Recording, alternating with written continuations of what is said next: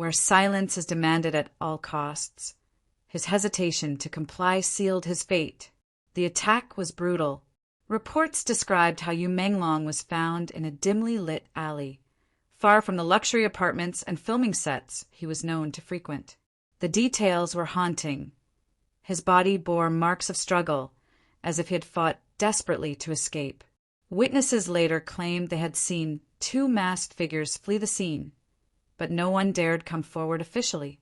Fear gripped them tightly, fear of retribution, fear of being the next victim silenced.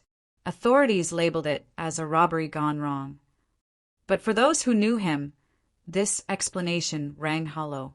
Nothing valuable was missing from his belongings. His phone, wallet, and watch were still with him. What was taken was far more significant: his life and the truth he carried. In the days following his death, fans across the world poured their grief onto social media. Hashtags calling for justice trended globally. Yet the more people demanded answers, the more silence seemed to blanket the case. Interviews with his colleagues were cut short whenever his death was mentioned. News articles were mysteriously edited, entire paragraphs vanishing overnight. It was as if an invisible hand was erasing his story before it could fully be told. But memories cannot be erased so easily. Those who loved Menglong remembered the gentleness of his voice, the sincerity in his eyes, and the quiet bravery he carried even when he was afraid. They knew he had been holding on to something that scared him, and now, in death, that something pointed to the truth of why he was targeted. The entertainment industry thrives on illusions. What we see is carefully crafted.